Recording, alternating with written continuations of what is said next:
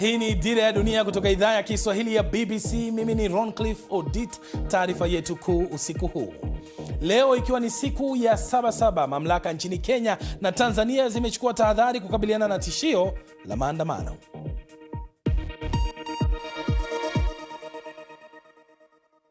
Tuanzie nchini Tanzania ambapo jeshi la polisi nchini humo limetoa taarifa inayoeleza kuwa hali ni shwari katika nchi hiyo kufikia jioni ya leo tarehe 7 Julai Sabasaba, huku ikisema kuwa watu wanaendelea na shughuli zao za kiuchumi na kijamii. Taarifa ya polisi inakuja baada ya kuenea kwa ripoti katika mitandao ya kijamii kuwa kutakuwa na maandamano katika siku ya leo ambayo ni siku ya mapumziko ya kitaifa kupisha maonyesho ya kibiashara ya Sabasaba. Kwa siku kadhaa sasa, BBC imeshuhudia vikosi vya usalama vyenye silaha na magari vikishika doria katika maeneo mbalimbali ya nchi, huku doria hizo zikishika kasi zaidi siku ya leo, huku shughuli nyingi za kijamii na kiuchumi zikisimama. Mwandishi wa BBC Alfred Lustig alikuwa akifuatilia hali hiyo na hii hapa taarifa aliyotutumia. Ikiwa ni miongoni mwa maeneo yenye shughuli nyingi za kibiashara, watu wakiingia na wengine wakitoka, stendi kuu ya mabasi ya Magufuli jijini Dar es Salaam leo imeonekana tulivu kuliko ilivyo kawaida. Hali hiyo imejiri wakati ulinzi ukiwa umeimarishwa katika maeneo mbalimbali ya jiji, huku maafisa wa polisi na vyombo vingine vya usalama wakifanya doria. Hatua hiyo inafuatia wito wa maandamano uliotolewa na baadhi ya wanaharakati kupitia mitandao ya kijamii, wakitaka mabadiliko na uwajibikaji zaidi kutoka kwa serikali. Hata hivyo, hakuna vizuizi vya barabara vilivyoonekana na wananchi wameendelea na shughuli zao za kawaida, ingawa idadi ya watu na magari barabarani inaonekana kuwa ndogo kuliko ilivyozoeleka. Wakati huo huo, jeshi la polisi Tanzania limesema hali ya usalama nchini inaendelea kuwa shwari. Tunaendelea kuhakikishia wananchi kwamba kwa ushirikiano na vyombo vingine vya ulinzi na usalama tutaendelea kuimarisha ulinzi na usalama wakati wote.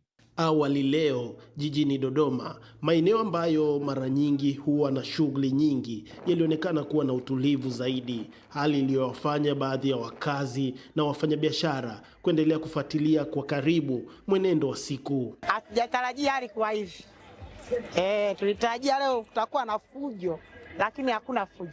Mpaka sasa hivi kitu cha tofauti labda niseme tu ni hofu kwa ajili ya Watanzania, jinsi hizi skendo zilivyokuwa zinavuma na uhofu wa watu. Asilimia kubwa wafanyabiashara wengi leo tuseme hawajafungua, na waliowahi kufungua, waliokuja kufungua wamechelewa sana. Hali ya mji ni shwari na hakuna sehemu yoyote ambako kumeripotiwa kuwepo kwa mkusanyiko wa watu wanaokusudia kufanya vurugu au kufanya maandamano yasiyo halali.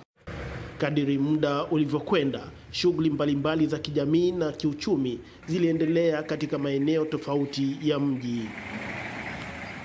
Hivyo ndivyo hali ilivyokuwa nchini Tanzania. Lakini vipi nchini Kenya? Polisi wanasema kwamba wamewakamata waandamanaji 10 jijini Nairobi wakati wa maadhimisho ya Sabasaba mwaka huu, huku maafisa wa polisi wakishika doria kote jijini Nairobi. Waandaaji wa maandamano hayo walikuwa wamesisitiza kwamba waliwaarifu polisi na kwamba wangeelekea bungeni kuwasilisha malalamishi yao. Maafisa wa polisi waliweka vizuizi katika barabara muhimu za kuingia Nairobi, ambapo waliwakagua abiria. Wengine walishika doria katika sehemu za katikati mwa jiji, jukumu lao kuu likiwa kufuatilia mienendo ya watu na kuzuia waandamanaji kukusanyika. Operesheni ya usalama pia ilienea hadi kwenye maeneo ya majengo ya kimkakati ya serikali, huku biashara nyingi na hata shule zikisalia kufungwa. Nchini Kenya, Sabasaba kwa kawaida kuadhimisha maandamano ya kihistoria ya miaka ya 90 ya kuunga mkono demokrasia ambayo yalishinikiza serikali kukomesha mfumo wa chama kimoja. Katika miaka ya hivi karibuni, siku hii pia imeadhimishwa kwa maandamano kuhusu utawala na masuala ya kiuchumi. Sasa ili kufahamu zaidi maana ya siku hii, mwandishi wa BBC Asha Juma amezungumza na Francis Awino, ni kiongozi wa vuguvugu la Mtetezi linalotetea haki za raia, uchumi na uwajibikaji, pamoja na vijana Nyanjom Joshua na Brenda Chepkoech. Matatizo ni mengi. Tatizo la kwanza ni kusoma sana, pia na hakuna ajira. Tatizo ya pili, kuna hiyo kushikashikwa na polisi, kuvioletiwa bila kuelewa kitu unafanya. Tatizo la tatu na ni la maana, wiki ambayo imeisha tulifanya maandamano ya commemoration ile ya 25th, na vijana wenye tulikuwa tunapambana nao wengine walishikwa na wakapelekwa kwa manyumba ambayo hawakuelewa. So hayo pia tunalilia na tutazidi kulia hadi serikali iweze kufuata sheria na serikali iweze kufuata katiba. Swali nyingine watu wanauliza kwa nini tunapeleka petition pale bungeni. Ni kwa sababu saa zenye tunachagua hawa bunge, huwa tunawachagua ndio watu represent. Saa hizi tumefanya research ya kutosha na kuona zile vifo zenye zimepatikana kwa hii regime ya President William Ruto, wale watu ambao wamekidnapiwa wote na ni kwa sababu gani, wale watu ambao wamepigwa ni kwa sababu gani. Na ndio maana sasa tunataka tuende pale bungeni tulilia wabunge waweze kuangalia venye wanaweza lainisha hii njia ya polisi, ndio polisi waweze kufuata sheria. Brenda, kama msichana na unayewakilisha Gen Z, ni changamoto gani mnazokabiliana nazo kwa sasa? Jinsi ambavyo mapolisi wanatuhandle kama protesters when we are tukiprotest peacefully. Serikali ama tuseme polisi wanafanya vibaya, wanatu mistreat, wanatupiga, then wana abduct watu wengine. Hiyo si kazi, hiyo si kitu mzuri. Pia kitu kingine ambayo inatusumbua sisi kama Gen Z ama vijana kama comrades ni kwamba serikali haijatupea like, hatujapata ile certainty ya kwamba tukimaliza shule tunaweza enda kupata kazi. Hali ya kiuchumi wewe kama kijana wa kiume imeathiri vipi maisha yako binafsi? Wengine wamekuwa goons, wengine wameingilia miadarati, wengine wameingia mambo ya gambling. Unapata maisha yanakuwa magumu sana kwa sababu ya ugumu wa uchumi. Bwana Francis, Joshua hapa amezungumzia kuhusu swala la wahuni, na serikali hapo nyuma imedai kwamba vuguvugu kama hili ambalo unaliongoza yanafadhiliwa na watu kwa ajili ya kuvuruga amani. Hili nalo unasemaje? Tumeona kwa zile maandamano past kama 2-3 hao wahuni wakijaa pale town. Sasa zenye sisi tunakuja kuandamana, tunapata wahuni wamekuja na fimbo, wengine wanakuja na visu, wengine wanakuja na mapanga, kwa wamekuja kuandamana. Lakini ukifanya uchunguzi unapata kuna mtu mmoja mwenye yuko kwa serikali mwenye alikuwa ameleta hao vijana ama hao goons wakuje waharibu maandamano. Siku ya Sabasaba leo ungependa ikumbukwe vipi? Napenda ikumbukwe kwamba enzi ambayo wazazi wetu ama tuseme kina babu zetu waliandamana, Sabasaba za kitambo zikumbukwe mili zao.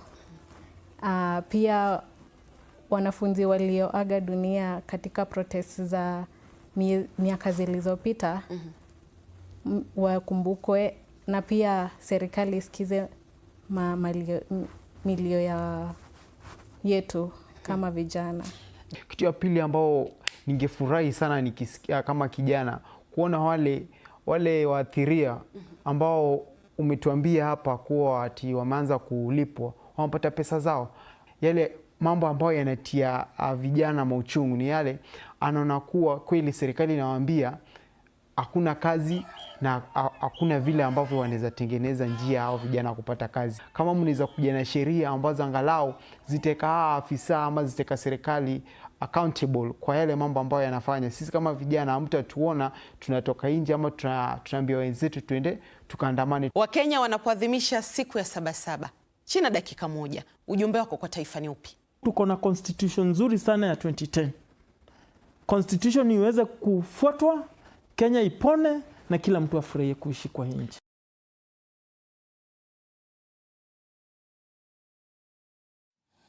Mahojiano hayo ndio yanatukamilishia taarifa yetu kuu usiku huu.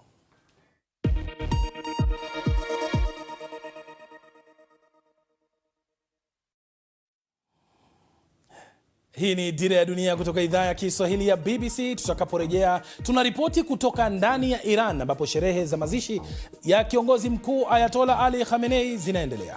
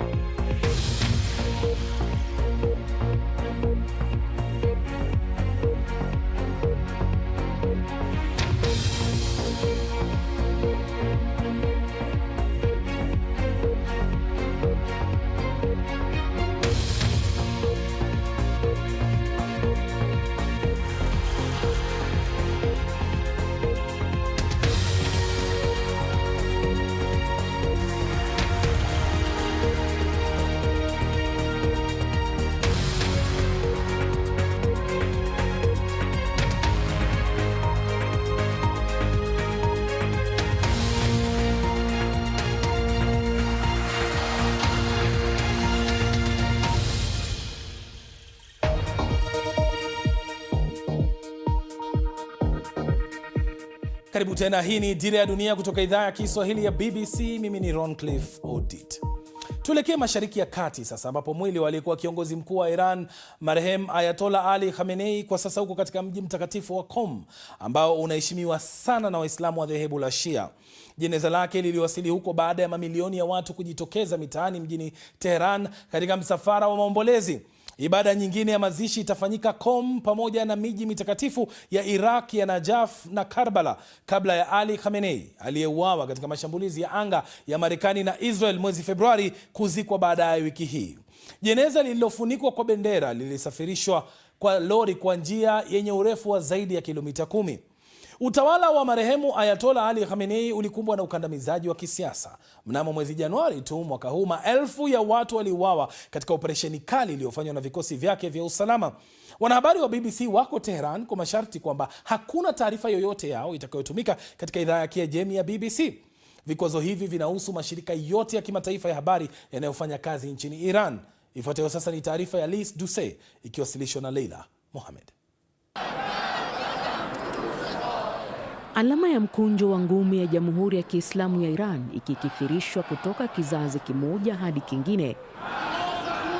Sasa taifa hilo linapomzika mmoja kati ya waanzilishi wake, nembo hiyo ya ngumi inayoashiria kutokata tamaa ndiyo alama rasmi. Katika wiki ya maombolezo ya umma na hekaheka za kisiasa, leo ni siku muhimu zaidi. Ni tukio ambalo Iran inataka dunia ilishuhudie. Msafara wa mazishi ya kiongozi mkuu ukisonga polepole jijini humo, huku ukipewa heshima zake za mwisho na mamilioni ya waombolezaji, huku pia kukiwa na majeneza mengine 4 ya wanafamilia yake. Lile dogo zaidi lenye rangi ya bendera ya Iran ni la mjukuu wake wa kike Zahra. Wote waliuawa katika mashambulizi ya anga ya Marekani na Israel katika saa za kwanza kabisa za vita vya mwezi Februari. Rangi nyekundu ndiyo inayotawala miongoni mwa umati huu. Bendera za kidini zinazoashiria damu na kisasi, zikimlenga Rais Trump kama shabaha yao. Hivi karibuni mtaona ishara ya kisasi juu ya ikulu ya Marekani. Na hivi karibuni rangi ya ikulu hiyo itabadilika na kuwa kama rangi ya bendera yangu. Safari ya foleni ndefu ya maili 6 iliishia hapa katika uwanja wa Azadi Freedom Square, eneo muhimu la kihistoria jijini Tehran linalohusisha na mapinduzi ya mwaka 1979 pamoja na wimbi la maandamano dhidi ya serikali yaliyofuata wakati huo. Leo kuna mabadiliko mengi. Karibu miongo 4 iliyopita nilikuwepo Iran wakati wa mazishi ya kiongozi mkuu wa kwanza wa nchi hii Ayatollah Khomeini. Katikati ya vurugu na msongamano mkubwa wakati huo, jeneza lake lilivunjika na mwili wake uliokuwa umefunikwa kwa sanda nyeupe ulibebwa katikati ya msongamano huo wa watu. Kwa sasa kiongozi mwingine wa kidini amechukua nafasi yake, Mojtaba Khamenei. Hata hivyo, hajaonekana hadharani hata leo. Mojtaba hajaonekana tangu shambulio la anga lilomuua baba yake na kumjeruhi yeye pia vibaya. Yuko moyoni mwangu na natumai aliokolewa kutoka kwa Netanyahu na Trump. Natumai hivyo.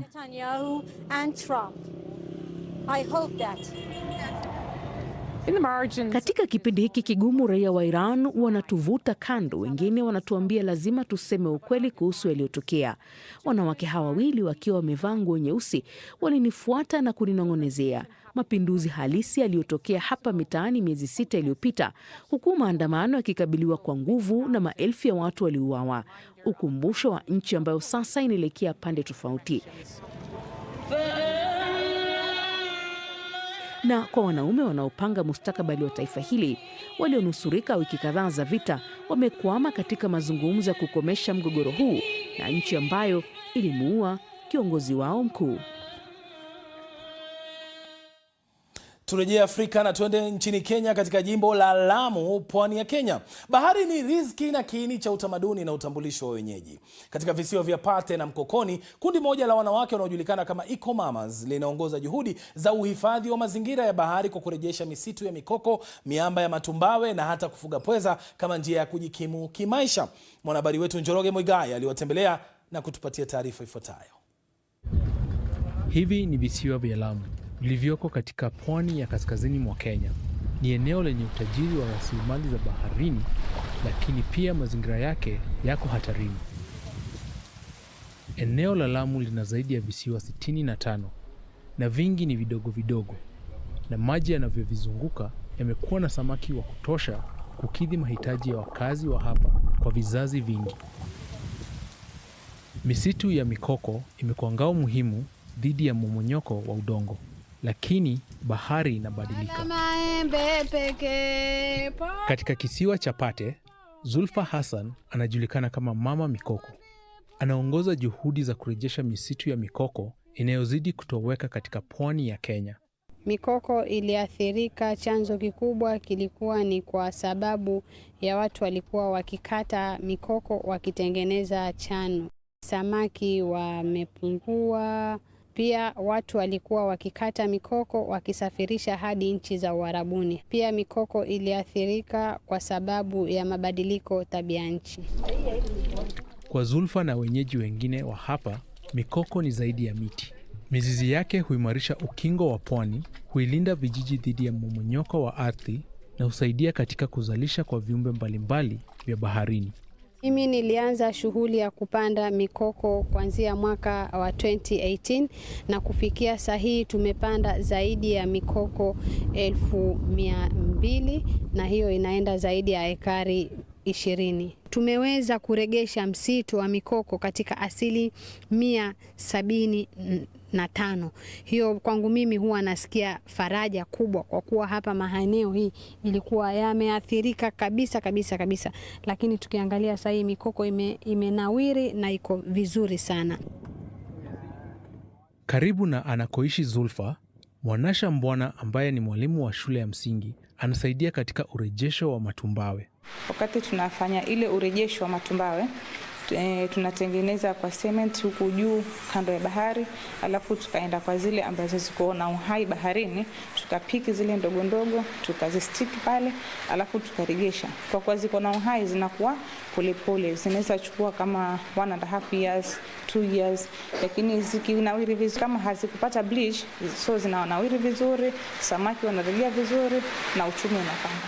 Kupitia juhudi zao kama mashujaa wa kimazingira, kina mama hawa wameweza kupata riziki ya kujitegemea na pia kufaidi jamii zao kwa kupata ongezeko la mapato kupitia uvuvi, utalii na manufaa mengine ya rasilimali za bahari na mazingira. Zulfa anasema kuwa kurejea kwa afya ya misitu ya mikoko kumesababisha ongezeko la samaki majini. Miamba ya matumbawe iliyorejeshwa inachangia kuimarisha mazingira ya viumbe wa bahari, jambo linalokuza utalii na kufungua fursa zaidi za kiuchumi kwa wakazi wa Pate. Tumeweza kupata mashini, zile desalination plant za kuweza kusafisha maji ya bahari hadi kuwa maji fresh. Pia tumeleta ajira kwa vijana, tuko na Pate Marine Community Conservancy ambao sisi tumeshirikiana na wao, na kuna vijana rangers wamepata ajira, kuna managers tumeajiri hapo, kuna accountant tumeajiriwa, tuko na zile microfinance ambao tuliweza kuzianzisha kupitia hizi masuala ya mikoko, na wamama wanafanya biashara tofauti. Wanawake hawa sasa wanatumai kwamba kwa juhudi kama hizi na kupitia misaada, misitu mingi zaidi ya mikoko itarejeshwa, miamba ya matumbawe itaimarika tena, samaki watarejea kwa wingi katika maji haya, na wanawake wengi zaidi watakuwa walinzi wa pwani.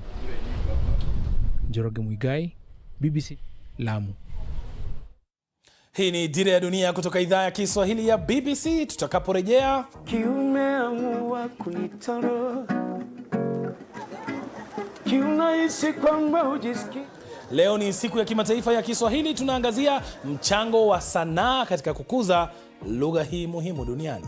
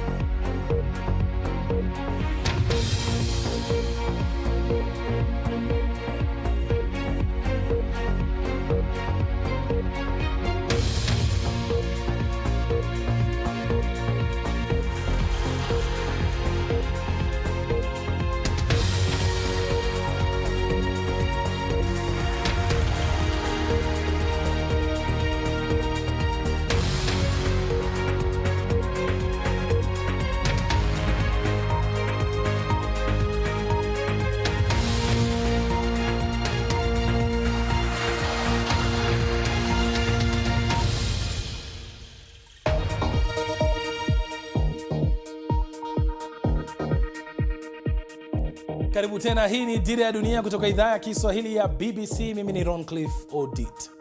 Sasa kila mwaka tarehe 7 ya mwezi Julai dunia huadhimisha siku ya kimataifa ya Kiswahili. Maudhui ya maadhimisho ya mwaka huu ni kuimarisha matumizi ya lugha kama nguzo ya amani, ustawi na kuimarisha tamaduni mbalimbali. Sasa mwandishi wetu Peter Mwangangi anaangazia jinsi sanaa ya muziki inavyoweza kusaidia kukikuza Kiswahili.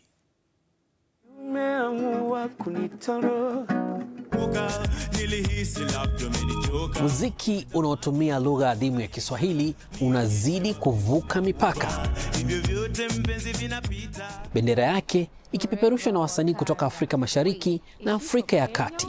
Kuanzia mistari, vina, midundo ya kusisimua, sauti laini na densi, dunia inazidi kukubali Kiswahili siku baada ya siku. Na sasa si ajabu kuona wasanii ama wanamuziki wa sehemu zingine duniani wakitumia lugha hii, kuashiria kuwa lugha hii inaendelea kuvuka mipaka na kuwafikia mamilioni ya wasikilizaji na watumizi kote duniani. Leo nataka tuangazie kwa kifupi tu safari ya Kiswahili. Lugha hii inazungumzwa na zaidi ya watu milioni 200 na kutumika katika zaidi ya nchi 14 za bara la Afrika. Afrika Kusini na Botswana zimeanzisha mafunzo ya Kiswahili shuleni, huku Namibia na mataifa mengine yakizingatia kufanya hivyo. Aidha, Kiswahili ni mojawapo ya lugha rasmi za Umoja wa Afrika, ishara ya hadhi yake inayozidi kuimarika barani. Lakini matumizi yake hayajaishia Afrika pekee. Pia kuna jamii zinazozungumza Kiswahili katika nchi kama Oman na Yemen. Kama ni mapenzi Kwa mujibu wa shirika la Umoja wa Mataifa la elimu, sayansi na utamaduni UNESCO, takriban watu 90,000 nchini Marekani pia huzungumza Kiswahili. Hii inaashiria kuwa lugha hii inaendelea kuvuka mipaka na kuwafikia mamilioni ya wasikilizaji duniani. Na kupitia muziki, mamilioni zaidi ya watu duniani wanaendelea kuimba kwa Kiswahili, wengine bila hata kujua kwamba wanafanya hivyo.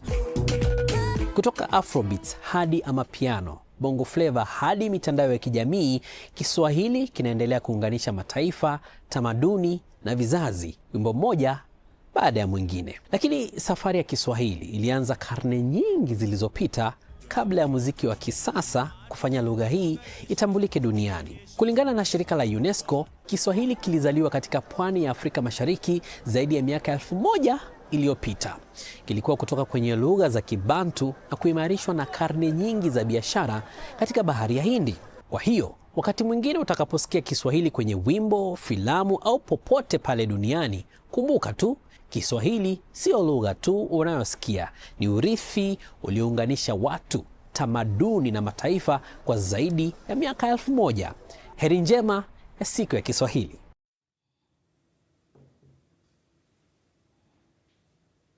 Tusemeje hii sahihi? Mafarao wa Misri wamebanduliwa nje ya kombe la dunia baada ya kufungwa mabao 3-2 katika mechi ambayo walikuwa wanaongoza kwa mabao 2 mpaka dakika ya 65 kabla ya mabingwa watetezi Argentina kusawazisha katika dakika ya 83 kupitia mkwaju wa Lionel Messi. Sasa hata tunazungumzia nini hiyo?